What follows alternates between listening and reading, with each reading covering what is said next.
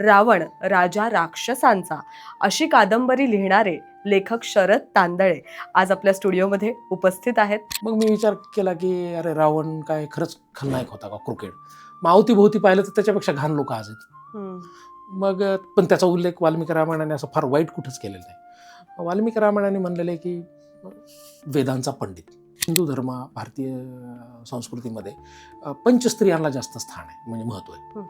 शूर्पणखा दंड करण्यात का आली तेव्हा तर मला मॅडम वर्ष लागलं ते कळायला. हे कळायला एवढं मिळालं. हो मिळालं.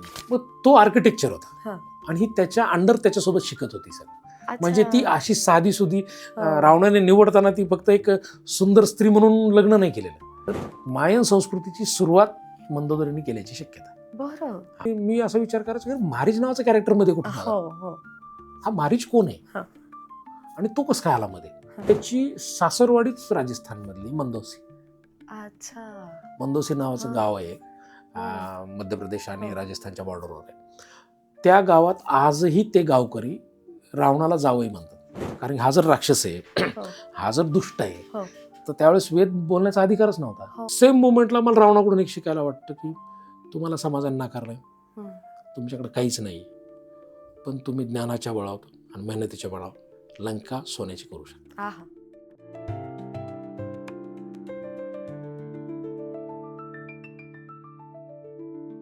नमस्कार. मराठी सृष्टी टॉक्सच्या या भागात आपल्या सगळ्यांचं मनपूर्वक स्वागत. आपला देश हा पौराणिक कथांनी समृद्ध संपन्न असा आहे आणि याच आपल्या देशामध्ये रामायण घडलं. रामायणातलं एक पात्र दशानन, म्हणजेच ज्याला आपण रावण म्हणून ओळखतो, अर्थात रावण एक खलनायक अशी आपली समजूत आहे. त्याविषयीच्या अनेक कथा आपण वाचलेल्या आहेत. पण रावणाला एका वेगळ्या दृष्टिकोनातून पाहून रावणाचं एक चरित्रच रावण राजा राक्षसांचा अशी कादंबरी लिहिणारे लेखक शरद तांदळे आज आपल्या स्टुडिओमध्ये उपस्थित आहेत. आणि रावण ही कादंबरी कशी लिहिली ते त्यापासून अगदी या कादंबरीमध्ये रावणाचं चरित्र किंवा रावणाचं पात्र नेमकं त्यांनी कसं घडवलेलं आहे याबद्दल आपण त्यांच्याकडनं जाणून घेणार आहोत. नमस्कार. मराठी सृष्टी टॉक्समध्ये तुमचं खूप स्वागत आहे. खूप खूप धन्यवाद. रावण म्हटल्यानंतर खलनायक अशी पहिली खलनायकच म्हणजे त्या ह्यानी आपण आपल्या देशामध्ये जर बघितलं तर त्याला आतापर्यंत आपण तशा प्रकारचंच ते पात्र आणि तशा प्रकारचं मला वाटतं अजून हजारो वर्ष तो खलनायक म्हणूनच राहणार. बरोबर. पण मग अशा खलनायकावर एक कादंबरी लिहावी, मुळात हा प्रश्न. कारण कादंबरी लिहिल्यानंतर आता सर्वसामान्य लोकांची जी समजूत आहे त्या समजुतीला कुठेही धक्का किंवा श्रद्धेला आपण म्हणूया. कारण रामायण हे आपल्याकडे अतिशय खूप महत्वाचं समजलं जातं. भारताच्या संपूर्ण जडणघडणीमधला किंवा हिंदू संस्कृतीच्या जडणघडणीमधला एक महत्वाचा टप्पा, महत्वाचा पाया आहे रामायण. अशा वेळेला त्यातल्या एका खलनायकावर एक कादंबरी लिहिणं आव्हानच असेल. खरं पाहिलं तर मला त्यावेळेस ते आव्हानच वाटलं नाही. त्याचं कारण असं आहे की माहीतच नव्हतं की ते इतकं लांब जाईल म्हणून, किंवा इतके लोक वाचतील म्हणून. आणि तोपर्यंत मराठी साहित्यामध्ये असं नाही की रावणावर पुस्तक नव्हतं लिहिलेलं होतं. आणि मला माझी आई थोडी घाबरली होती. म्हणजे त्यावेळेस 2013ला नुकताच मला पुरस्कार मिळाला होता. पेपरला बातम्या आल्या होत्या, सगळीकडे सत्कार चालू होते. आई म्हणली, अरे शरद, आत्ताच कुठेतरी चांगलं नाव झालंय तुझं आणि तू रावण लिहितोस ते बदनाम होईल. पण आपलं म्हणतो नाही का आंतरिक मन असतं आपलं, ते माझं मन मला म्हणत होतं की नाही, मी जरी खलनायक लिहित असलो तर त्याची, कारण की मला एक गोष्ट माहीत होती की प्रत्येक नायक हा कुणासाठी तरी खलनायक असतो आणि प्रत्येक खलनायक हा कुणासाठी तरी नायक असतो. आणि मी असा विचार करायचो की भारतीय संस्कृतीमध्ये राम मला जे दैवत्व मिळालंय त्याच्यात कुठेतरी रावण सुद्धा आहे. आणि मग मी विचार करायचो की रावण खरंच खूप वाईट आहे का. तो खूप वाईट जर असता टोकाचा तर मला ते लिहिता नसतं आलं. मग मी विचार केला की अरे रावण काय खरंच खलनायक होता का क्रिकेट. मग अवतीभोवती पाहिलं तर त्याच्यापेक्षा घाण लोक आज आहेत. मग पण त्याचा उल्लेख वाल्मिकी रामायणाने असं फार वाईट कुठंच केलेला नाही. वाल्मिकी रामायणाने म्हणलेलं आहे की वेदांचा पंडित हे सर्वश्रुत आहे, दशग्रथी ब्राह्मण, बुद्धिमान. जीवन प्रभू रामचंद्र ज्यावेळेस त्याला बाण मारते, तो खाली पडतो, त्यावेळेस लक्ष्मणाला ते म्हणतात, अरे लक्ष्मणा, आपण जगातला सगळ्यात विद्वान मारलाय म्हणतो, आपल्याला ब्रह्महत्येचं पातक लागणार आहे, तू काय कर म्हणे, त्यांच्या जाऊन त्यांची म्हणजे मरणांती वैराणी असं एक आहे की मेल्यानंतर वैर संपतं, तर तू ते ज्ञानी त्यांच्याकडून काही ज्ञान घेता येतंय का बघ. हो. मग लक्ष्मण जातो. मग अशा काही घटना त्या रामायणात आहेत हं. की तो 100% जितका टोकाचा विलन असा आपण समजतो तो तेवढा नव्हता. म्हणजे त्याचं शिवतांडव स्तोत्र, त्याची भक्ती महादेवावरची, आयुर्वेदाचार्य म्हणून एक वेगळी आयुर्वेदाचार्य. ओळख. म्हणजे एका ठिकाणी तर मी असं ऐकलं की जे आपण गर्भसंस्कार हो करतो हो. तर जगातले पहिले गर्भसंस्कार मेघनाथावर झालेले आहेत. आणि बुद्धिबळाचा शोध कुठं लागला हो. याच्यावर डिबेट चालू होती. तर टर्की आणि रशियन म्हणतात की आम्ही शोध लावला. पण विश्वनाथ आनंदने एक आर्टिकल लिहिलं होतं आणि त्यावेळेस ते माझ्या वाचण्यात आलं. तर त्याने असं लिहिलं की हे काय टर्कीने रशियाने लावलेलं नाही, हा शोध मंदोदरीने लावलेला आहे. आणि ही त्याची बायको. आणि मंदोदरी आणि रावण बुद्धिबळ पहिल्यांदा खेळलेले. तर त्यांनी ते इनोव्हेट केले. परत मी पाहिलं की हिंदू धर्म, भारतीय संस्कृतीमध्ये पंचस्त्रियांना जास्त स्थान आहे, म्हणजे महत्त्व आहे. तारा, द्रौपदी, सीता, अहिल्या, मंदोदरी. मी जर म्हणलं तो एवढा जर वाईट होता तर त्याच्या बायकोला पंचस्त्रिया स्थान दिलं नसतं. त्याच्या कित्येक रुचा उपरुचा आजही वापरल्या जातात. शिवतांडव स्तोत्र फिल्ममध्ये पण आले. मग मी म्हणलं एवढा निर्मिती करणारा आणि त्याचा गुन्हा कोणता आहे की सीता मातेला नेलं, बरोबर, पण तिचा विनयभंग केलेला नाही. मग अशा काही गोष्टी होत्या की मी ती कादंबरी लिहू शकलो. नाही तर ते एकदम टोकाचं जर. पण या सगळ्याचा आधार तुम्ही आधारासाठी काय काय गोष्टी आधारासाठी पहिले तर सगळ्यांना एक आधार असतो हं. की मला रामायण सगळं माहिती. दुसरा एक आधार असतो रामानंद सागरचं टीव्हीवर. आणि मला असं वाटलं की अरे आपल्याला कथानक माहिती आहे, रावण माहिती आहे थोडाफार. मग मी युट्यूबवरती व्हिडिओ बघितले जुने परत. पण त्याच्यातनं काही हातात नाही आलं. म्हणजे ते रामानंद सागरचं एक सेपरेट रामायण आहे. म्हणजे तुलसी, वाल्मिकी आणि नंतर रामानंद सागर. मग त्याच्यात मी बरेचसे रामायणावर प्रक्षेपित केलेली पुस्तकं वाचली, विश्लेषणात्मक, म्हणजे कथानक नाही, विश्लेषणात्मक. मग त्यात मला लास्टला कळालं की वाल्मिकी रामायण हे बेस असलं पाहिजे पुस्तकाचं, कारण ते सगळ्यात जुनं आहे. मग वाल्मिकी रामायण वाचायला सुरुवात केली मी. मग त्याच्यावर मी तर आधी पुराणं वाचलीच होती, पुराणात बी बऱ्याचशा ठिकाणी. आणि मी आधी रावण कुठं जन्मला, त्याचे वडील कोण, त्याची आई कोण, त्याचे खरे भाऊ हे 3च का. तर असं शोधत आधी गेलो. आणि नंतर वाल्मिकी रामायणाला, म्हणजे त्या पुस्तकामधला सुद्धा पहिला चॅप्टर मी स्त्रीमन लिहिलेला आहे. म्हणजे तो सीतामातेला घेऊन येतो आणि त्याच्यानंतर त्याच्या मनात काय विचार. तर मी असं फील करायला लागलो की मी रावण आहे तर मला काय वाटलं असतं, बरोबर, मी काय केलं असतं, मी काय ॲक्शन घेतली असते. तर असं समजून मी तिथून सुरुवात केली. मग कंटिन्युअस वाचत होतो मी. काय पुस्तक असं नाही की पहिल्या ओळीपासून शेवटपर्यंत लिहिलं. मला जसं सुचल तसं करत नंतर एकत्र केलं. आणि याच्यात मग खूप वेळेस बदललं, कारण की रेफरन्स नवीन सापडत होते. चित्रावांचं होतं प्राचीन शब्दकोश, त्यात कॅरेक्टरबद्दल माहिती मिळाली मला. आणि बरेचसे पुस्तकं वाचले. म्हणजे रावणावर 2-3 कादंबऱ्या त्या वाचल्या. दोषी म्हणून एक आहेत गुजरातमधले, त्यांचं एक पुस्तक चांगलं आहे बघा. म्हणजे रावणावर आधी कादंबऱ्या होऊन गेलेल्या. रावणावर 4 कादंबऱ्या झालेल्या आहेत माझ्या वाचण्यात, 4. पण मग यात काय वेगळेपण ठेवण्याचा प्रयत्न केलात? कारण कादंबरी म्हटल्यानंतर आधीच त्यांचा बराचसा भाग हा आलेला असेल. त्याच्यात एक म्हणजे मला वाटत होतं की कुठलीही कादंबरी ज्यावेळेस आपण वाचतो किंवा कुठलंही पुस्तक आपण लिहितो, वाचतो, पिक्चर बघतो, तर तुम्ही कुठलीही पिक्चर, कुठलीही कथानक, कुठलीही साहित्य कलाकृती प्रिज्युडाइज माइंडने काही बघितलं नाही पाहिजे. आणि जर माझ्या डोक्यात, मला पहिल्याच ओळीत माहिती आहे की रावण मारणार आहे असं जर डोक्यात ठेवून मी लिहिलं तर त्याचा एंड वेगळाच होणार आहे. हो, खरं आहे. मी असं त्या कादंबऱ्या ज्यावेळेस वाचल्या त्यात त्यांनी स्टार्टला फर्स्ट लाईनपासूनच तो किती वाईट आहे इथपासून दाखवायला सुरुवात केली. बरं, कुठलाही 5-6 वर्षाचा, 10 वर्षाचा मुलगा कधीच वाईट नसतो. तो हळूहळू परिस्थितीने बदलत असतो. तर मी ते त्या अँगलने घेतलं. त्याच्यात परत मी याच्यात भाकड कथा कुठल्याच ठेवल्या नाहीत. म्हणजे भाकड कथा म्हणजे उदाहरणार्थ एका कादंबरीत त्यापैकीच्या एखादा असं होतं वर्णन की सांज वेळा होती, रावणाच्या आईला प्रसूती वेदना झाल्या आणि तो असुर वेलेचा असल्यामुळे, म्हणजे आधीच डिफाईन असुर वेलेचा असल्यामुळे तो 6 वाजता जन्मला, 8 वाजता तो बोलायला लागला साधारण, 12 वाजता तो चालायला लागला, 1 वाजता तो आईला म्हणतो मध्यरात्री की माते मी तुझा मुलगा दशानन. ती म्हणते अरे हा तू असुर वेलेचा आहेस ना, त्यामुळेच तुझी वाढ एका रात्रीत झाली. आणि मग तो पहाटे ती म्हणते जा तुझ्या वडिलांना जाऊन भेट. वडील सकाळी संध्येला गेलेत पहाटे. तो नदीच्या ठिकाणी जातो. वडिलांना म्हणतो हे पिताश्री तू कोण? तर पिताश्री मी तुमचा मुलगा दशानन. अरे हा तू असुर वेलेचा आहेस ना, त्यामुळेच एका रात्रीत तू वाढलास. मग आता हे चार्ल्स डार्विनच्या विरोधातले जे सगळे डायलॉग आहेत ते सगळे स्किप केले, कारण की त्या रंजक कथा इतक्या टोकाच्या रंगवलेल्या असतात की त्याने मूळ कथानकाला काय सांगायचं ते विसरून जातात. तर मी ते सगळं टाळायचं. याच्यात फक्त एकच गोष्टीबद्दल मी साशंक आहे, पुष्पक विमान हा. होतं की नव्हतं. हं. बऱ्याच ठिकाणी असं म्हणलंय विद्वानांनी, म्हणजे खूप आहे त्याच्यात, डी कोसंबीपासून अभ्यासक आहेत, त्यांनी म्हणलंय की नाही, ती एक जमात होती पुष्पक नावाची, बरं. ती डोलीत बसून न्यायची, अच्छा. स्पीडने पळायची, अच्छा. तर ती एक डोली होती. काही ठिकाणी म्हणलं पण वाल्मिकी रामायण असेल किंवा इतर त्या संदर्भ विमानशास्त्रात त्यात त्यांनी सरळ सरळ उडतंच म्हणलंय. बरं. एखादी सोडत पण असेल, काय सांगता येते. बरोबर आहे. म्हणून तो मी घेतला कथेची गरज म्हणून, कारण गरज म्हणून. की सगळ्यांना डोक्यात फिट आहे की रावण लंकेतून विमानाने हं. चालता, सीता मातेला विमानानेच घेऊन गेलता, बरोबर. त्यामुळे तो कथेची गरज म्हणून पण घेतला. आता हे पुष्पक विमानाचं सांगितलं, पण एका विमानात बसूनच रावण सुचला असं म्हणायला हो, हरकत विमानात नाही. बसल्यामुळे सुचला. ते काय झालेलं नेमकं? त्यावेळेस काय झालं की 2011ला वडील वारले होते, आणि वडील वारल्यानंतर मी पुराणांकडे वळालो, हं. गरुड पुराणापासून. हं. कारण गरुड पुराणात सांगितलं होतं की माणूस मेल्यानंतर त्याचा आत्मा कुठं जातो. मग ती वैतरणी नदी, हं. ते यमपुरी, मग तो नचिकेत जातो. मग मी म्हणलं नचिकेताला जर कळालंय हं. तर आपल्याला हे वाचून थोडं तर कळेल की आत्मा नेमका कुठं जातो. नचिकेत नावाचं एक कॅरेक्टर आहे हं. गरुड पुराणात. मग मी म्हणल्यावर वडिलांचा आत्मा कुठं जातो, कारण की एक माणूस घरातलं एकदम वडील आई गेल्यानंतर हं. एकदम भावनिक वीक झालेला असतो, हो. आणि त्या विकनेसमध्ये तो शोधत असतो. हो.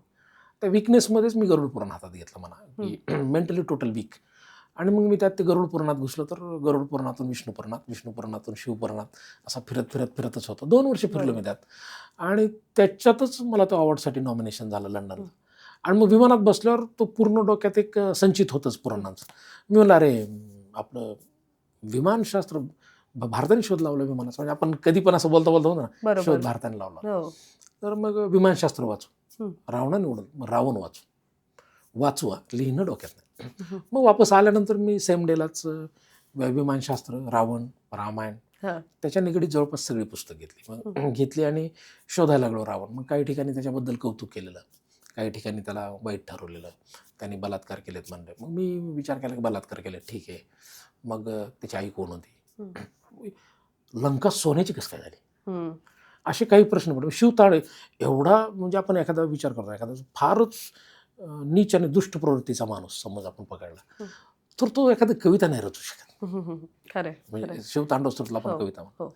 मग मी विचार केला की आपण हे वाचलं आधी मी खूप, रावणावर कादंबऱ्याही वाचल्या 2-3.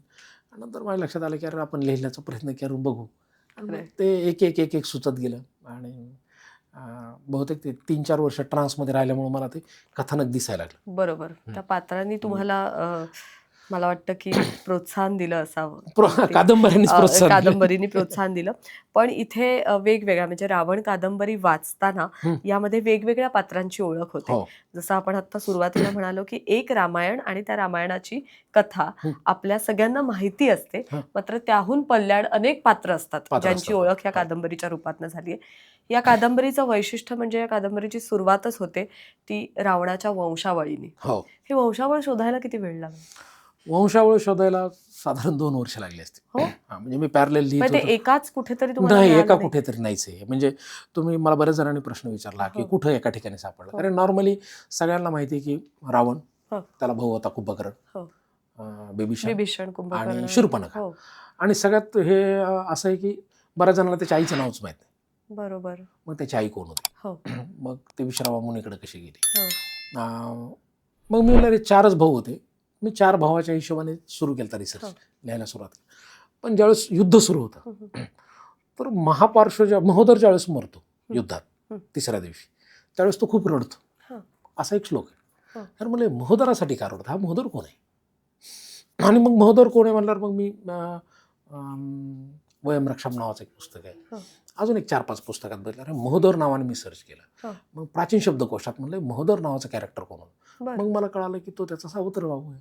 अच्छा. मावस पण भाऊ आहे, म्हणजे या दोघांचा बाप एकच आहे. ओ. मग सुरू झालं महोदराची आई कोण आहे, जर मग यांच्या बहिणी कोण आहेत. बरोबर. मग काही कशी पुष्पटका, राका, ह्या 3 बहिणी सापडल्या. मग ह्या 3 बहिणी, तर मग ह्या 3च बहिणी, मग यांचा बाप तर सुमाली आहे, मग ह्या 3च बहिणी होत्या का. मग तो प्रहस्त कोण आहे. मग त्यांचे भाऊ सापडले, 8 भाऊ होते ते, 8-10 भाऊ. असं एक एक कॅरेक्टर उलटत गेलं. मग तोपर्यंत मला एकच माहित होतं की शूर्पणखा एकच बहीण आहे, आणि आपल्या सगळ्यांना माहिती की त्याची सख्खी बहीण आहे. पण ती सख्खी नव्हती, सावत्र आहे. कारण की एका श्लोकात ती म्हणते मला माहिती आहे म्हणे तू का जात नाही सीतेला आणायला, कारण मी तुझी सावत्र बहीण आहे म्हणून. सख्खी असती तर गेला असतास.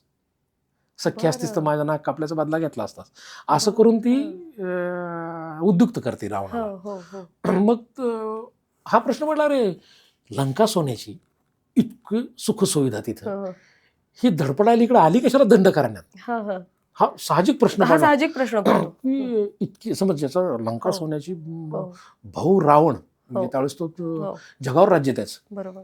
आणि ती येतीन रामाला म्हणते की मला विवाह करायचा तुझ्याशी. हम्म, त्या कालखंडात स्त्रिया एवढ्या ओपन अप होत्या का? हम्म, म्हणजे रामायणकालीन स्त्रिया आणि महाभारतकालीन स्त्रिया हा पण फरक आहे. बरोबर आहे. मग ही म्हणत होती म्हणजे तिथं हम्म, स्त्रियांना नवरा निवडायचा अधिकार होता, हो हे एक डोक्यात आलं माझ्या. हो आणि त्याच वेळेस वाचताना असं आलं की मग लिखाण चालूच होतं, मी हो चुका बरोबर चूक बरोबर मागं पुढं सरकत होतो. हो आणि त्यावेळेस उत्तरकांडानंतर रावण म्हणजे प्रभू रामचंद्र ज्यावेळेस अयोध्यापती होतं, त्याच्यानंतरच्या कालखंडाकडे सहज वाचायला मी म्हणलं याच्यानंतर वाचायचेच नाही, रावण मेल्यानंतर पुढं काही नसणार आहे. हा आणि मग असं वाचताना पुढं गेलं तर उत्तरकांडाच्या नंतर काय की ज्यावेळेस राम अयोध्येचा अधिपती होतो आणि अश्वमेध यज्ञ करतो, हो तर ते अश्वमेध यज्ञाच्या वेळेस शत्रुघ्नला पाठवतो. बरोबर.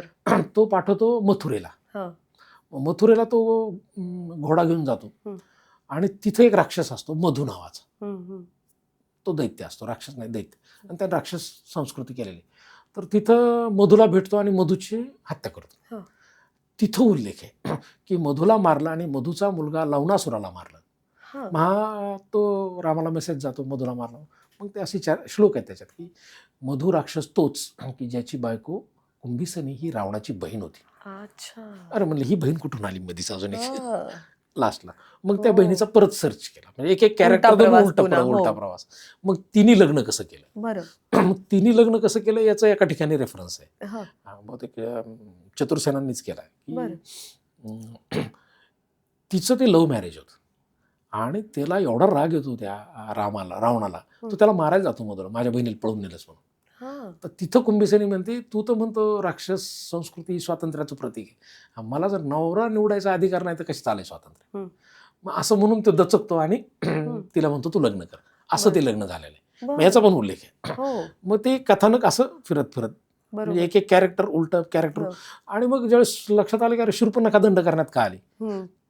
तेव्हा तर मला मॅडम वर्ष लागलं ते कळायला, हे त्याचं कळायला उत्तर एवढं मिळालं? हो मिळालं ना. काय होतं? की शूर्पणखेचं ऑलरेडी लग्न झालेलं होतं हा आणि तिचा नवरा होता विद्युत जीवा. हा आता एवढं सापडलं मला, हा. त्या विद्युत जीवाला रावणानेच मारलेलं आहे. हो आता हे तुम्हाला एका मिनिटात सांगतो, मला हे फार वेळ गेला आहे समजा. हो. मग हे विद्युत जीवाला मारलं का मारलं, हम्म. तर त्या विद्युत जीवाने स्वतःच्या आईला मारलेलं आहे.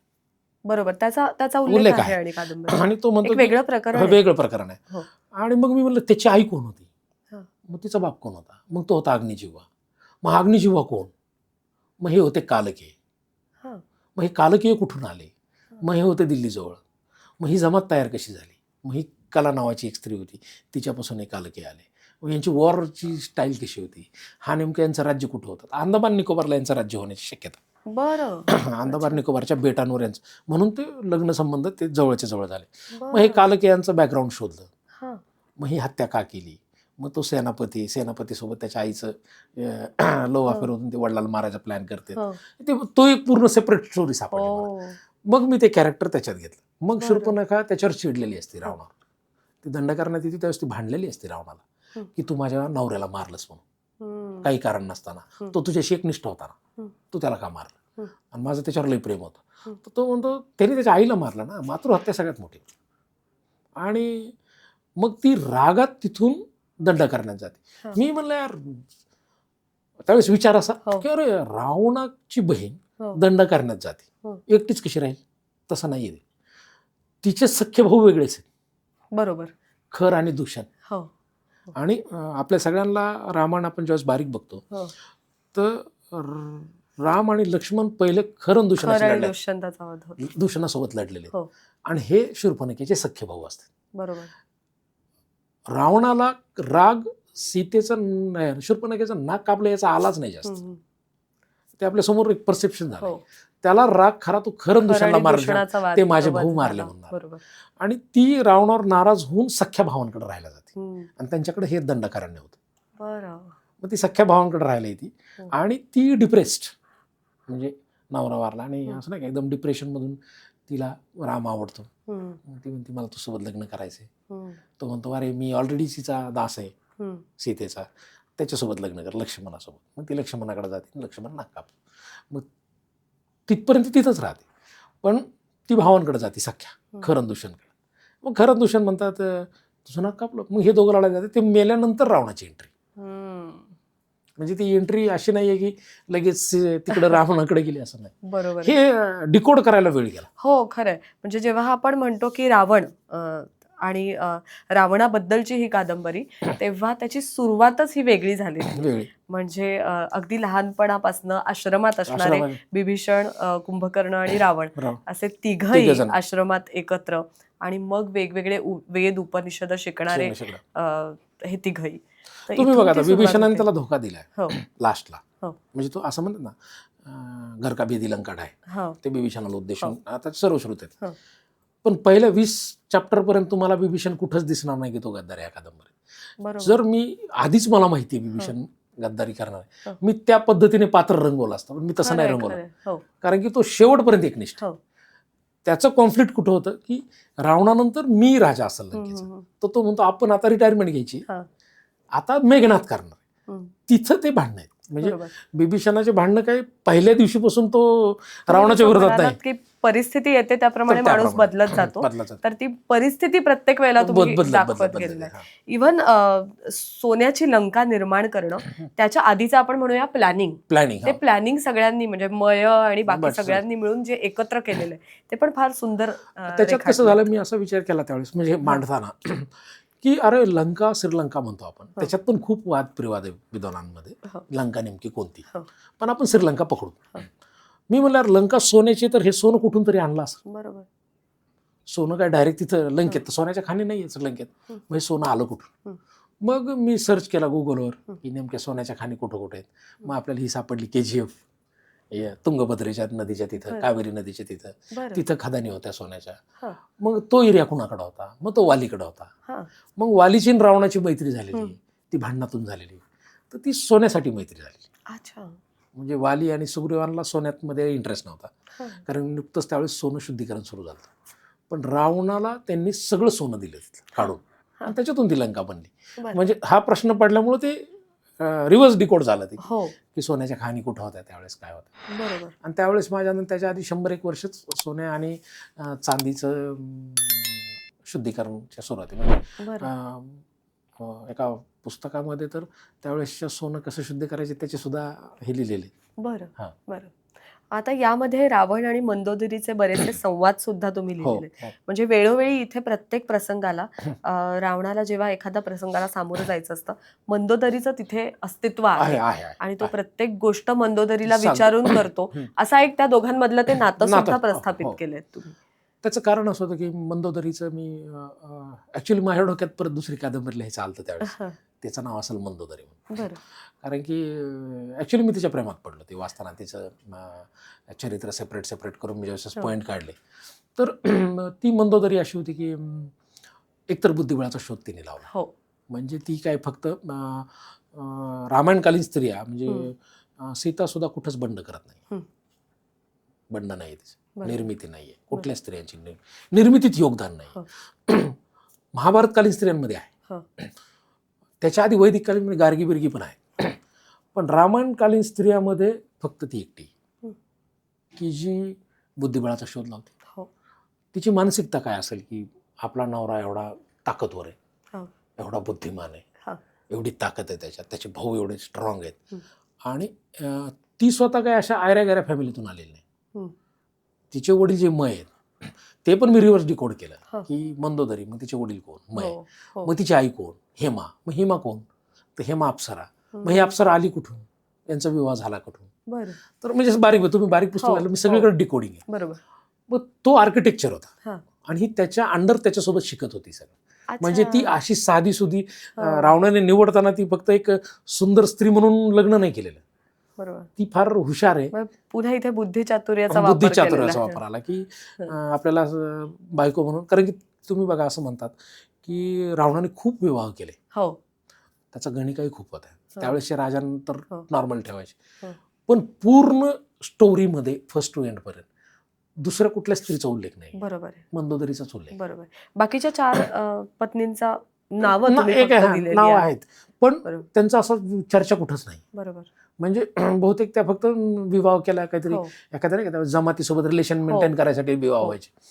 पण सगळीकडे मंदोदरी. हो. शेवटी अग्नी देताना मंदोदरीच. बरोबर आहे. सती जायचं ती म्हणते त्यावेळेस मी मंदोदरीच, मंदोदरीच आहे. विवाहाच्या वेळेस मी मंदोदरी. बरोबर. आणि विशेष म्हणजे मगाशी म्हणल्याप्रमाणे की हिंदू धर्मामध्ये पंचकुलीन स्त्रियांना स्थान आहे. म्हणजे 5 स्त्रिया मेन मानल्या जातात: तारा, द्रौपदी, सीता, अहिल्या आणि मंदोदरी. मंदोदरी. म्हणलं हिला त्यावेळेसच्या ऋषींनी पंचस्त्रियांमध्ये स्थान दिले, बरोबर. ते असंच दिलेलं नाही. मग नंतर वाचत होतो आपले पविवर्तक म्हणून आहेत, फार मोठ्या डॉक्टर होते, अभ्यास, त्यांचं वास्तव रामायण नावाचं एक पुस्तक आहे, अच्छा. खूप छान आहे, ते वाचून बघा कधी. हां. तर त्या वास्तव रामायण पुस्तकामध्ये पण त्यांनी तेच म्हणले की ही जी दक्षिण अमेरिकेमध्ये मायन संस्कृतीची, तर रावण गेल्यानंतर लंकेचं काय होतं, हो, तो बिभीषण राजा होता. तर बिभीषण वर्षभरात अंगद त्याला मारतो, हो, अंगद जिंकतो हा लंका. बरोबर. मग त्यावेळेस त्या मंदोदरीचं काय होतं, मंदोदरी, शूर्पणखा यांचं काय होतं, त्यांचं पुढे काय होतं? इवन बिभीषणाची बायको त्रिजाटा, तिचं काय होतं, ती मुलगी त्रिजाटा, काय ना, शर्मा, त्यांचं काय होतं. तर हे सगळे तिथून मायग्रेट होतात.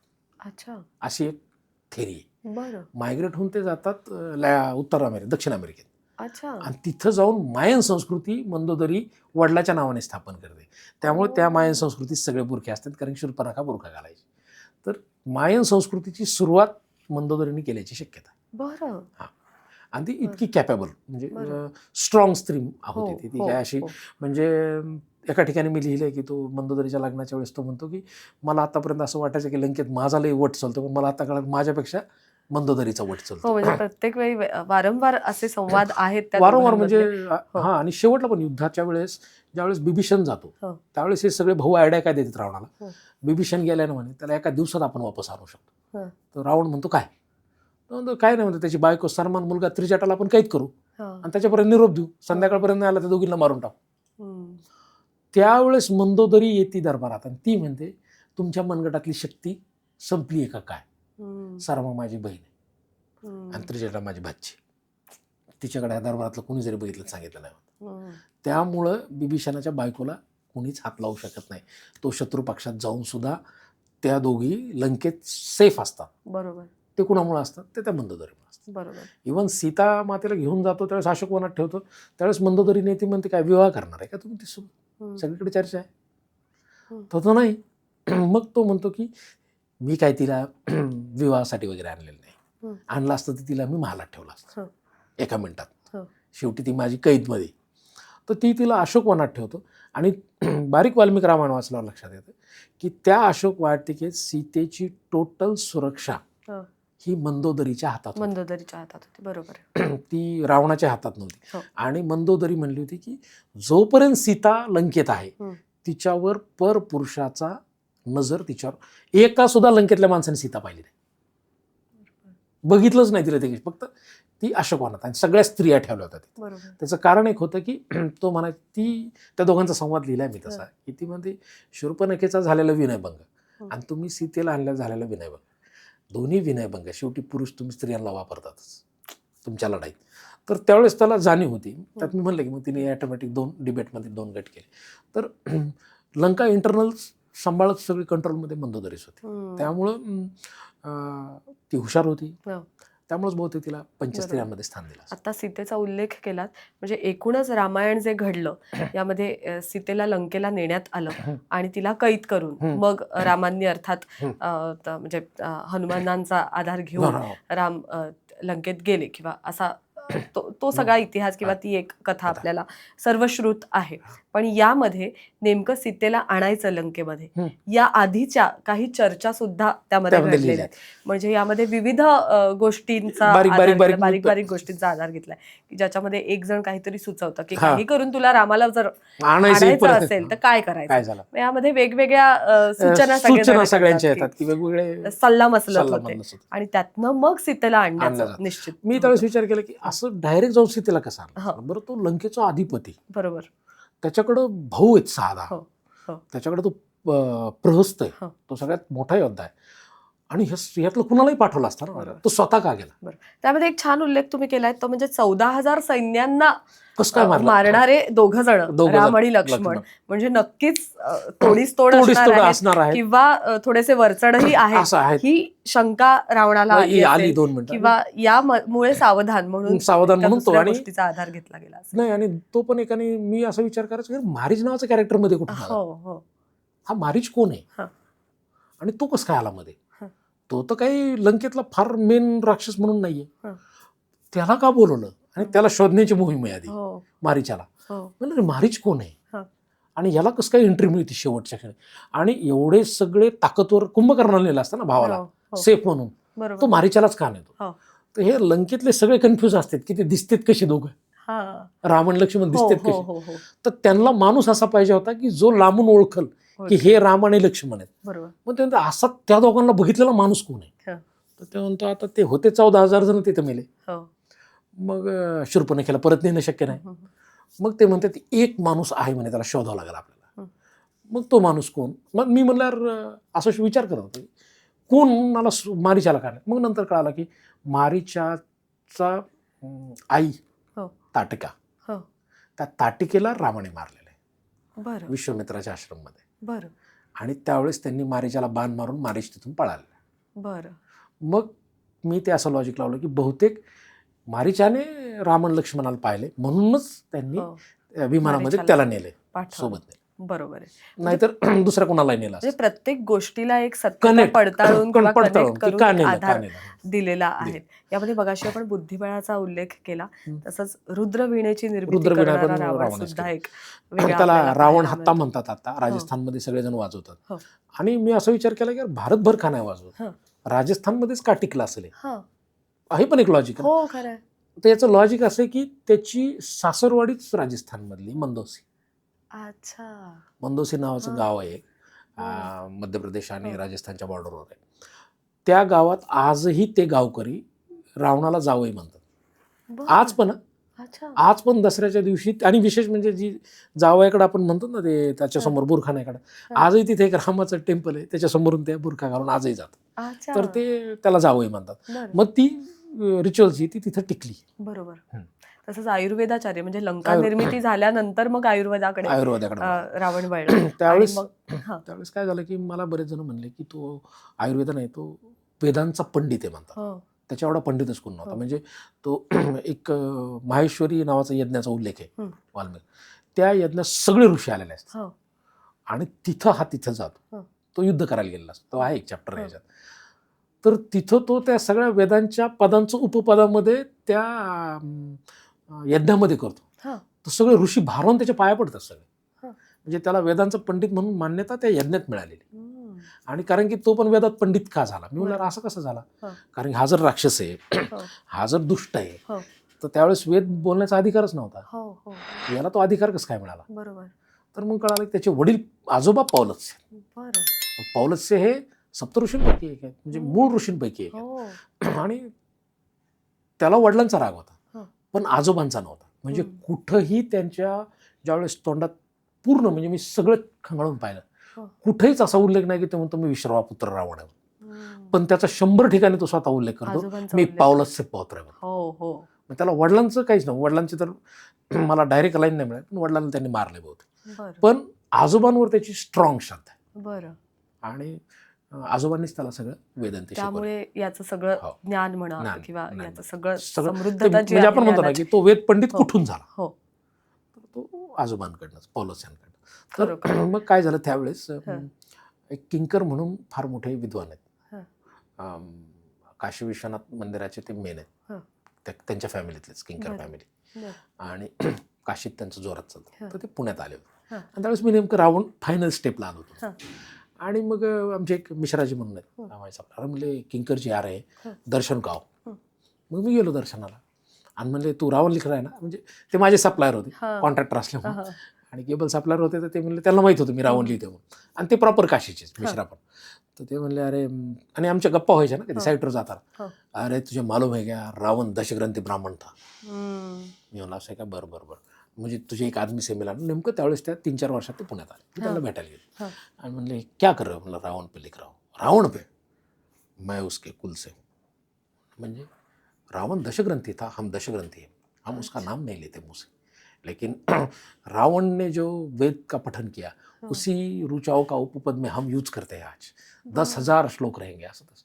मी म्हणलं अरे आत्ता मग रिसेंटली ह्या दसऱ्याला रावण दहन करू नये म्हणून काशीतल्या ब्राह्मणांनी कलेक्टरला निवेदन दिले अच्छा. की हे दशग्रंथी आमचा आहे म्हणून. बरं. तर त्याची जी विद्वत्ता आहे ती सगळ्या रामायणांनी मान्य केली. हो. इवन प्रभू रामचंद्रांनी शेवटला मान्य केली. नक्कीच. इवन त्यांना ज्यावेळेस ते शिकायला होते विश्वामित्र, तर विश्वामित्र रावणाच्या ज्ञानाच्या गप्पा सांगायचा की त्याचा एवढा अभ्यास आहे म्हणून. हो हो. आणि रामालाही त्यावेळेस माहित नव्हतं लहानपणी की हा आपला कधी भविष्य शत्रू होऊ नारद शकतो. मुनींची भेट सुद्धा आहे नारद यामध्ये मुनींची तुम्ही आहे. लिहिली आहे. आणि ती नारद, बरं मी विचार केला नारद मुनी कसं काय भेटले, हो. हे काय उडत थोडी होते. मग मला कळालं की ब्रह्मदेव प्रजापती त्यांचे शिष्य पौलत्स्य बहुतेक त्या आश्रमात भेट झाल्याची शक्यता आहे. बरं. कारण की प्रजापतीच्या आश्रमात रावण शिकायला होता काही दिवस. बरोबर. पौलत्स्यांनी त्याला पाठवलं होतं. बरं. तर त्यामध्ये नारद मुनींनी त्यांना सांगितलं सुद्धा की तू राक्षस तू असुर आहे. असुर नाही, तो त्याच्या असल्यामुळे- मनात तो हे टाकतो, व्हायरस टाकतो. हो हो मी अशा पद्धतीने लिहिलं की तो व्हायरस टाकतो हो की अरे तू कुठं लढतो, तू कुठं वेद बसला, हो तू तर शस्त्र काय. अरे कारण की नारद मुनींचं कॅरेक्टर असं आहे की फक्त काय आहे, याच्या डोक्यात व्हायरस टाक, त्याच्या डोक्यात व्हायरस टाक, हं. भांडण लावून दे, असंच हं. एक वर्णन आहे नारद. हं. तर ते त्याच्या डोक्यात टाकतात तसं हं. की अरे तू असुर आहेस आणि तू काय इथं वेद घेऊन बसलास, हं. तू शस्त्र घ्यायचं असतंय. हं. वेद पाठ करून कुणी काय जगावर राज्य केलं का हं. म्हणते, पण शस्त्रावर सगळ्यांनी राज्य केलंय हं. असं म्हणून ते त्या डोक्यात टाक. बरोबर बरोबर अशा अर्थाने लिहिलं मी ते. बरोबर आहे. याचबरोबर राक्षस संहिता किंवा रावण संहिता आपण म्हणूया, पण राक्षसांसाठी लिहिलेली संहिता त्याचं सुद्धा लेखन रावणाने आणि केलेलं आहे. सगळ्यात महत्वाचं आहे की ज्यावेळेस आपण पुराण वैदिक वाचतो हो. किंवा वैदिक कालखंड वाचतो, त्याच्यात त्यावेळेस काही चातुर्वर्ण्य नव्हतं. रावणाच्या कालखंडात चातुर्वर्ण्य नव्हतं, त्याच्या नव्हता. आधी चातुर्वर्ण्य बरोबर आहे. होतं. मग त्यावेळेस काय होतं, त्यावेळेस जमाती होत्या. हो. देव जमात, आर्य जमात, असुर, दैत्य, दानव, नाग, भूत, हो. पिशाच, यती, अशा आज बरोबर अशा खूप होत्या. बरोबर ध्रुव, अनु, पुरु, म्हणजे खूप जमाती होत्या. पण तोपर्यंत कधीच म्हणजे रामायणाच्या आधीच्या म्हणजे ऋग्वेद उपनिषदांमध्ये कुठंच राक्षस शब्दाचा उल्लेख नाही. हम्म. पण ह्या सगळ्या शब्दांचा उल्लेख आहे बाकीच्यामध्ये. आणि राक्षस हा शब्दच उद्गाताच मुळात रावण आहे. हा. म्हणजे तो शब्दच त्याने तयार केला. रक्ष इति राक्षस. हा. 2 जण त्यावेळेस दोन्ही लोक हे पौलस यांच्या कुळातले. अच्छा. कुबैर हो हो तो यक्ष आहे, ती वंशावळीमध्ये तेही हा, दिसतं तो आपल्याला. यक्ष आहे हो. आणि हा रक्ष आहे. प्रश्न तिथेच पडतो. हा. आणि कुबेराचं नाव तिथे कुबेराचं नाव. वाचल्यानंतर, हो. आणि मग हा रक्ष म्हणजे राक्षस हा शब्द हा करतो. हो. मग राक्षस म्हणजे रक्षण करणारा. तर तो राक्षस म्हणजे असा हा वगैरे नाही, हो. ती एक जमात तो डिफाईन करतो. हं. मला एक मी पुस्तक ज्यावेळेस पब्लिश झालं त्यावेळेस पुस्तकाचं नाव रावण राजा राक्षसांचा. हा. मला एक चंद्रपूरहून फोन आला, भामरागडच्या त्या पट्ट्यातून. आणि त्या ऑफिसच्या फोनवर फोन आला. मला म्हणले कुठे आहेत तुम्ही? म्हटलं पुण्यात असतो. बघतोच म्हणले तुमच्याकडं. म्हटलं काय झालं? ते म्हणले पुस्तक लिहिलं रावण राजा राक्षसांचं. हा. रावण आमचा देव आहे म्हणे, तू त्याला राक्षस कसं काय म्हणतोस? हम्म. मी म्हणलं अहो सर तुम्ही पुस्तक वाचा, मी पाठवतो, मी ॲड्रेस द्या, पुस्तक वाचून वाईट वाटलं तर मला फोन करा. मग ते म्हणले अरे हा असं होतं का, आमच्या लक्षातच नाही आले. म्हणून तो शब्द वाईट झाल्यानंतर हो. तो एक संस्कृतीचा भाग होता. त्यांनी एक हो. नवीन सेपरेट संस्कृतीच उभा केली बरोबर. श्रेष्ठत्वासाठी. खरं. कारण की तो ह्या चक्करमध्ये होता की मला नाकारलंय वडिलांनी. हम्म. मग मी माझी संस्कृती त्यांना बनवतो इरस, हो पॅशन. हो तर त्या पॅशनमध्ये जुनून, हो त्या जुनूनमध्ये केलेलं. बरोबर आहे. पण आता हे सगळं संपूर्ण म्हणजे लंका दहन झाल्यानंतर तिथेच संपते का कथा, तिकडेच संपते का? नाही, नक्की कादंबरीचा शेवट कसा होतो? कादंबरीचा शेवट अर्थात उत्सुकता आपण तशीच ठेवून नाही मात्र उत्सुकता आता काय आहे, तर काय दृष्टिकोन मी असा विचार केला की रावणाची कादंबरी शेवटला कुठं समजत सर. आणि मी ह्या ट्रान्समध्ये गेलो ना, मी डेली संध्याकाळी ते करायचो. ज्यावेळेस ते शेवटचे 3 पानं लिहायला मला वेळ लागला आणि मला असं वाटायला की शेवटला मीच मरायलो की काय. तर मी असा विचार केला की कुठे एंड पाहिजे. तर शेवटला तो मरतो, बाण लागलेला लक्ष्मण आलाय, तो ज्ञान मागतो, तो त्याला गुरु शिष्य तो देतो, लक्ष्मणाला ज्ञान देतो. आणि नंतर लास्टला तो मंदोदरी येते, रणांगणात येते मंदोदरी. ती येते, तिच्या तो मांडीवर तो त्याचं डोकं ठेवलंय आणि त्यावेळेस तो मला राक्षसाचा झेंडा बघायचा आहे. मग इतक्या दिवस संघर्ष केलेला माणूस लास्टला काय बघतो, आपल्या स्वाभिमान कशात आहे, ते झेंड्यात. तो झेंड्याकडे बघताना असं एक लिहिलं मी. आणि त्याचं सगळ्यात जास्त प्रेम मंदोदरीवर. मग तो शेवटचं वाक्य असं घेतलं, तो तिच्या डोळ्यात बघतो असं, ती रडत असते. अरे ते म्हणतो मंदोदरी बघ, ती म्हणते बोलवा ना तुमच्या महादेवाला, तो तुमचा फार जो तुम्ही त्याचे भक्त आहेत ना, बोलवा ना त्याला आता, की काय हे सगळे मारले माझे नाते गोते. ही लंका उद्ध्वस्त, त्याच्या आधी ती चिडते रावणार की लंका म्हणजे सोनं नाही, लंका म्हणजे ही माणसं आहेत. तर ते म्हणतो बोलवा त्या महादेवाला, त्या महादेवाने हा एवढा तुमचा मृत्यू मला का दाखवला. तर तो म्हणतो बघ ना महादेव किती, तिथं पण तो श्रद्धा कमी नाही, तो आतापर्यंत सगळ्यात मोठा भक्त मानला गेला. तर तो म्हणतो अरे महादेव बघ ना किती प्रेमळ आहे. हे थॉट लिहिताना मला लय वेळ गेला, बराच वेळ गेला, की तो म्हणतो बघ ना महादेव किती प्रेमळ आहे. त्यांनी माझ्या मुलाचा मृत्यू दाखवला, माझ्या आजोबांचा मृत्यू दाखवला, मला आईचा मृत्यू दाखवला, आवडत्या भावाचा मृत्यू दाखवला, माझ्या मामाचा मृत्यू दाखवला, त्यांनी मला प्रत्येकाचा मृत्यू दाखवला. पण जगात जी सगळ्यात मला प्रिय आहे त्या मंदोदरी तुझा मृत्यू मला नाही दाखवला. बघ ना तो किती प्रेमळ आहे. आणि मग ती रडती त्या आवाज, आणि मग तो तिच्या डोळ्यात बघतो म्हणतात शेवटचं एकदा तुला मला हसलेलं बघायचं. मंदोदरी हसणं असं म्हणून थांबली का. वाह. मंदोदरी एकदा हसणं आणि महादेव सर्वांचं भलं करो. खरोखर म्हणजे मला त्याचा जिथं श्वास थांबतो तिथंच, त्याच्या पुढं पल्लाळ लावण्यात काय अर्थ नाही. खरोखर. आणि तो शेवट जो आहे की महादेव सर्वांचं भलं करो, अर्थात तो शिवभक्त भक्त असलेला.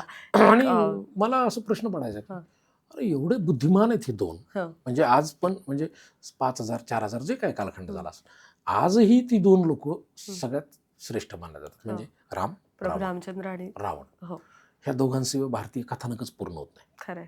एक पण डाऊन झाला की संपलं कथा.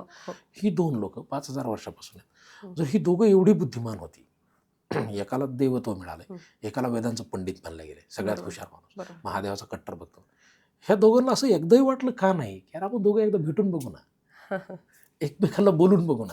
तर अख्ख्या याच्यात कुठंच नाही, ते दोघं एकमेकाला बोललेच नाही. बरोबर. बहुतेक ते एकमेकाला बोलले असते तर हे सगळं झालंच नसतं. खलनायक म्हटल्यानंतर ना कुटकारस्थान रचणारा खलनायक अशी एक साधारण फोड त्या शब्दाची. पण रावण वाचताना आपण म्हणतो ते प्रत्येक कारस्थान रचताना किंवा जसं परिस्थिती आली त्याप्रमाणे त्याला ते रचावं लागलं. म्हणजे शूर्पणखेचा तो सगळा आक्रोश पाहूनही तिथेही त्याची समजूत काढतोय की तुझ्यापेक्षा खर आणि दूषण गेले, हे दुःख जास्त त्या मानाने तुझं फक्त नाक आणि कानच कापलं गेलंय. तर विशेष म्हणजे ते पूर्ण युद्ध वर्णन जे आहे, युद्धकांड जे आहे, त्या युद्धकांडात सगळे रावणाची योद्धे स्ट्रेट लढलेले. बरोबर. म्हणजे उदाहरणार्थ तरी हनुमान, लक्ष्मण, राम यांनी तर बिभीषणामुळे सगळे डावपेच केलेत. म्हणजे उदाहरणार्थ मेघनाथ 1 to 1 वॉर मध्ये कधीच कोणाला हरवणं शक्य नव्हतं. तो पूजेला बसला असताना मारते. तर बरेचसे कॅरेक्टर असे मारले गेले. हे सगळे एकत्र कधीच लढायला जात नाही. हे तिकडून सगळे सोबत लढतात. म्हणजे राम, लक्ष्मण, हनुमान, सुग्रीव ही सगळी एका साईडला, इकडून यांचं एक एक जण जातो. कुंभकर्ण, नंतर बृहस्थ, नंतर मेघनाथ, नंतर महोदर आणि शेवटी रावण.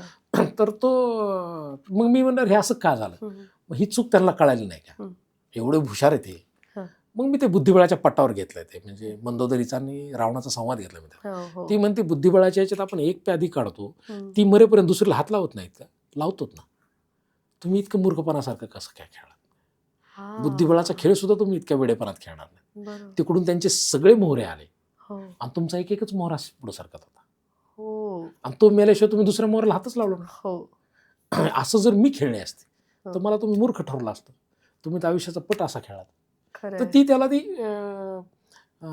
जाणीव करून देते. तर तो त्याचे 2-4 श्लोक आहेत ना रावणाचे, की तो डिप्रेशन मध्ये जातो, त्याला हे सगळ्या चुका कळतात की आपण कुठं. पण जर at a time Kumbhakarna, Meghnath एकदाच गेले असते तर, आणि बिभीषणाला जर त्यांनी रोखला असतं तर रावणाला हरवणं शक्य नव्हतं.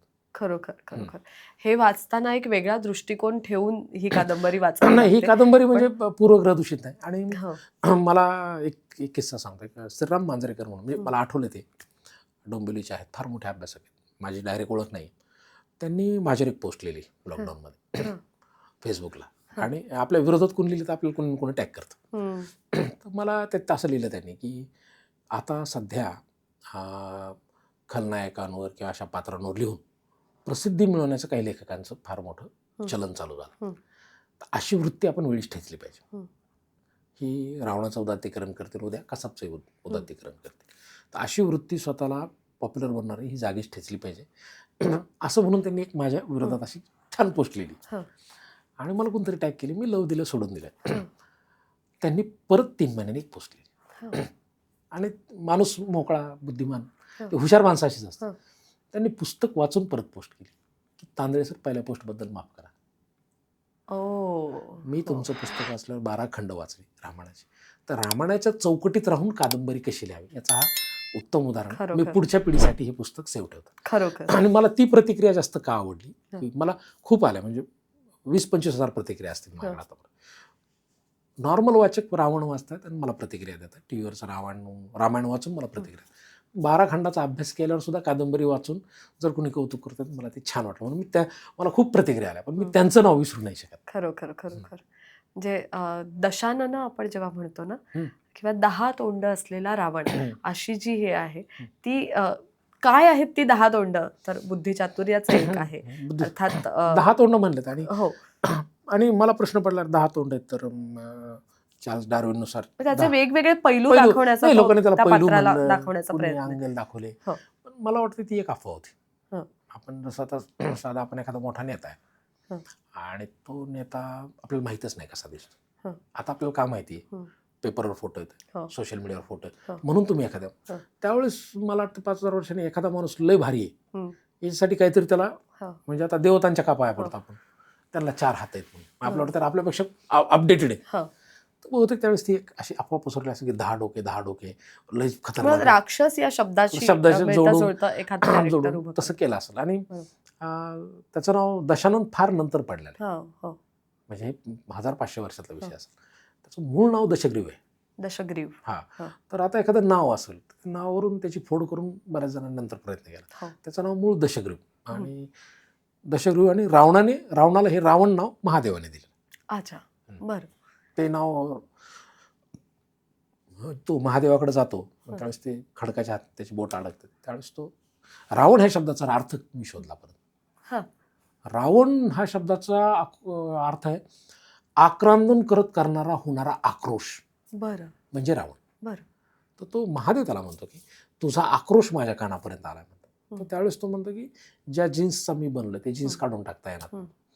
तर तो म्हणतो हा आक्रोश तुझा जोपर्यंत मानव जाते तोपर्यंत आक्रोश सगळ्यांना ऐकू येईल. अशा अर्थाने ते रावण नाव दिले. बरं.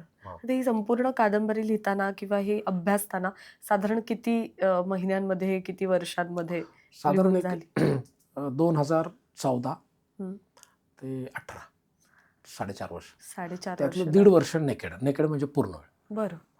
मी व्यवसाय सुद्धा बंद ठेवला होता 1 वर्ष. बरं. आता तुम्ही मगाशी उल्लेख केलात की शेवटी लंका कोणती, त्यामध्ये सुद्धा वेगवेगळे वाद आहेत, वेगवेगळे विचार मतं आहेत. मग अशा वेळेला त्या लंकेला जाऊन भेट देताना तिथे रावणाचं काही सापडलं का? नाही. आणि कसं मी गेलो नाही, जाण्याची संधी मिळाली नाही. मला बऱ्याचदा आली संधी, म्हणजे जायचं असं. ते काय लंका म्हणजे फार लांबचा विषय नाही, 3 तासाचा रस्ता, पण ते असं आलंच नाही. तिथं मला फोन आला होता आमच्या एक मित्रा थ्रू, तिथले खासदार शिर्डीला आले, तिथं तो एक संपर्क झाला. तर त्यावेळेस ते रावणाला प्रमोट करतायत की ही लंका रावणाचीच आहे म्हणून. मी विचार केला हे का प्रमोट करत असतील. तिथं ते रावण नावाची बुद्धिबळाची फार मोठी स्पर्धा घेतात. अच्छा, बरं. आणि त्यांनी रावणाला फार, आता ते मला असं वाटतं की आर्किओलॉजिकल एव्हिडन्स तयार पण करतील ते. एक आहे सिगिरिया म्हणून, बऱ्याचशा ठिकाणी त्यांनी डेव्हलप केलंय अशोक वाटे. कारण काय, लंकेला सगळ्यात जवळचा देश भारत आहे. भारत हा देश मायथॉलॉजीमध्ये फार प्रेमात बुडालेला आहे. त्यांना माहिती आहे रावण इथं म्हटलं की त्यांचं पर्यटन वाढलं, ते त्याला प्रमोट करतायत त्या अँगलने. पण 6,000 वर्षापूर्वीची गोष्ट आहे, आर्किओलॉजिकल काहीच नाही जगात, काहीच नाही. बरोबर. त्यामुळं तिथं जाऊन काही सापडेल असं काहीच नाही. बरोबर. आता बरेच जण म्हणतात लोथल म्हणजेच लंका आहे, इथलं गुजरातमधलं. काही जण म्हणतात नाही ते विंध्य पर्वताच्या तीच लंका आहे. याच्या उपर अजून एक आबोटाबाद नावाचं एक शहर आहे. आबोटाबाद मधला रामेसू म्हणजेच राम आहे असंही काही म्हणतात. आणि तिथंच रावण होता. जगात सगळीकडे रामायण आहे. दशरथ जातक कथेत पण रामायण, थायलंडमध्ये पण आहे, कोरियात पण आहे, थायलंडमध्ये सगळीकडे तर आहेच, आफ्रिकेत पण आहे. जगात ही कथानक आहे. आणि ती लोक त्या आपल्या प्रदेशाला मान्यता मिळावी म्हणून त्या रामायणातल्या कथानकाचं एक ही घटना इथं घडली असं सांगत चालतं. बरोबर. पण आर्किओलॉजिकल काही नाही खरोखर. पण तरीही वाल्मिकी रामायणाचा आधार घेत अर्थात बरेच महिने अभ्यास करत ही कादंबरी लिहिताना बऱ्याचशा गोष्टी वास्तवातल्या, अर्थात म्हणजे जी पात्र खरी होती ती खऱ्या अर्थानेच खरं रंगवत ती कादंबरी तुम्ही पूर्ण केलेली आहे.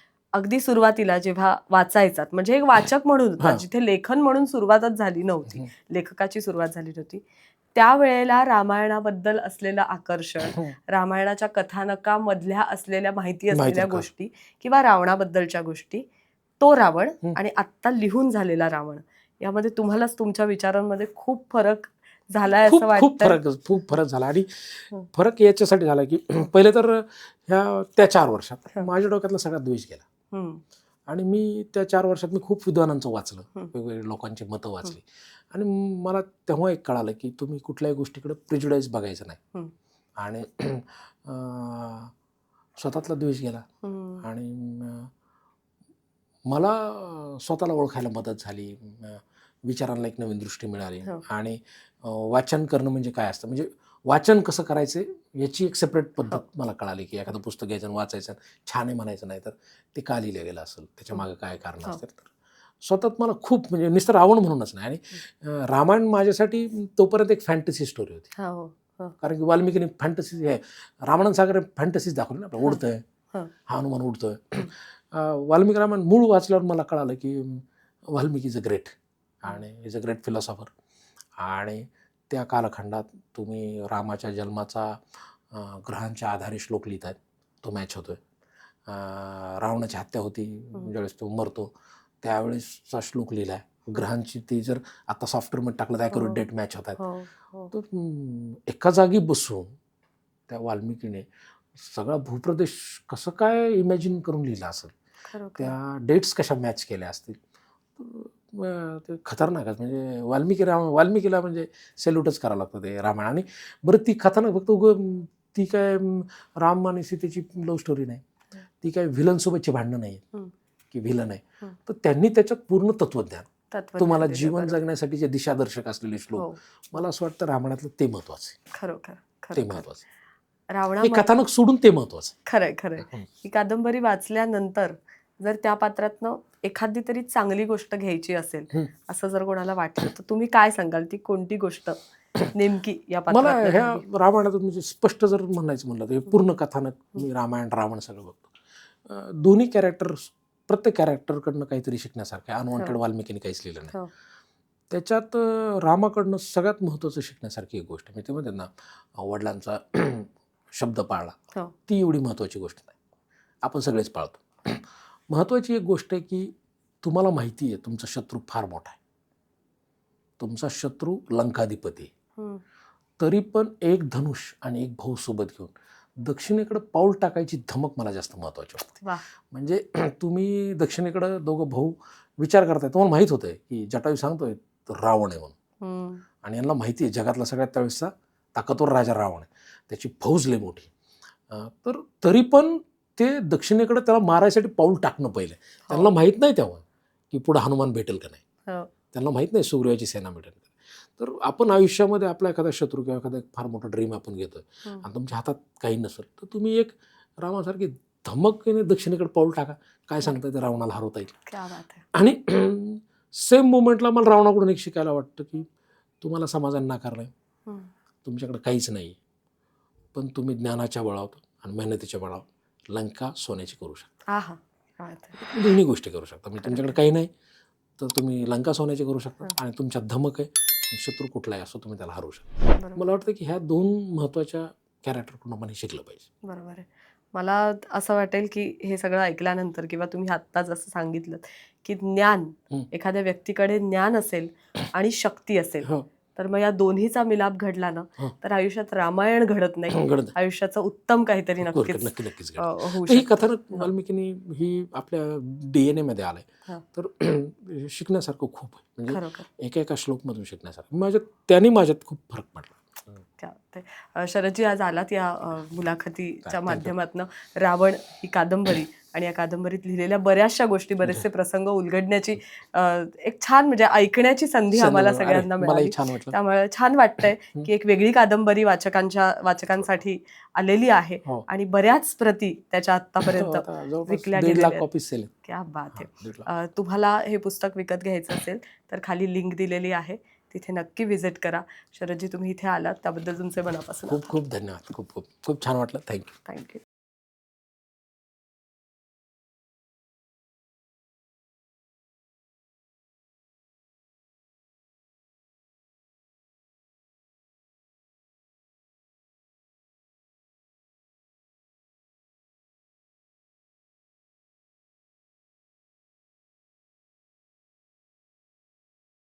शरदजी, तुम्ही आज या पॉडकास्टच्या माध्यमातून आम्हाला सगळ्यांना भेट दिलीत आणि रावण ही कादंबरी वाचण्यासाठी आम्हाला सगळ्यांना प्रोत्साहित केलेलं आहे. त्याबद्दल मराठी सृष्टी टॉक्सकडनं एक छोटीशी भेट. थँक्यू. खूप खूप धन्यवाद. खरं तर पॉडकास्ट जास्त करायचं नाही ठरवलं होतं मी. पण मला पहिल्यांदा कळालं की मराठीमधली पहिली वेबसाईट 30 वर्षापूर्वी प्रधान सरांनीच सुरू हो. केली आणि मला ते एकदम वेगळं वाटलं की मराठीसाठी काम करणारे लोक आहेत आपल्याला माहीत नाही. तर तुम्ही इतका सुंदर इंटरव्ह्यू घेतला. सप्तेशजी, तुमची सगळ्या टीमचं एकदम छान कॉर्डिनेशन मला खूप आवडलं आणि मला वाटतं की मला पुढच्या एखाद्या पॉडकास्टला निश्चित बोला क्या बात आणि आहे. माझ्या ऑफिसला व्हिजिट करा एकदा आमच्या न्यू नक्की इरा पब्लिकेशन. नक्की नक्की. नक्की. थँक्यू.